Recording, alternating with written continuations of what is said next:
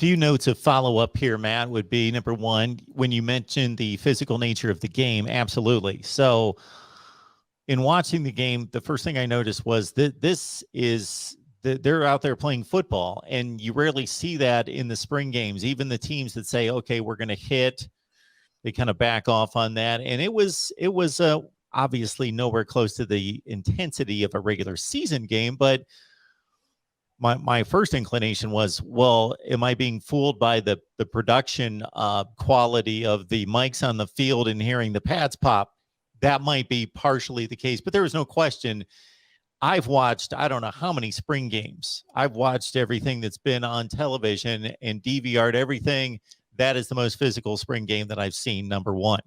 Highlighted by Dalen McCutcheon, who delivered a knockout blow on one of those plays. Not that the player was knocked out, but in regards to, yes, the physicality of the hit. And I thought that's the hardest single hit that I've seen in a spring game this session. Yeah, no, I mean the hitting, like you could tell the hitting was legitimately fierce. I mean, the Tuli Tuipulotu early in the game, he delivered, he had 2 tackles for loss in this game, and one of them was just a ferocious truck stick type hit in the backfield. Like there was no hesitation. Guys were finishing hits and tackles with force. I mean, that stood out very clearly in this game. And like USC fans just so badly wanted that because they know how lacking a culture and an environment of physicality and toughness existed under Clay Helton. Like this is such a 180-degree sea change from that. And so that's just one of many reasons that USC fans have every right to be excited. And I just can't emphasize the point enough that you're going from a horribly coached team to a superbly coached team. It's not like you're going from a horribly coached team to a moderately well-coached team. No, you're going from one side of the spectrum to the very end of the other. And that is precisely why the belief that USC can rise all the way to the top of the Pac-12 in 1 year, even with all the depth issues, even with all the damage Clay Helton left behind, that's why it's plausible. That's why it's realistic.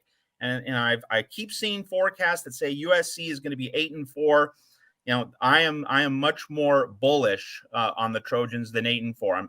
I'm in that 10-2 camp because I think that just the dramatic change in the coaching is what's going to really lift this program more, to a degree that's greater than what a lot of the skeptics think. I also think the schedule plays into USC's favor. You're not playing Oregon this season. You're not playing Washington.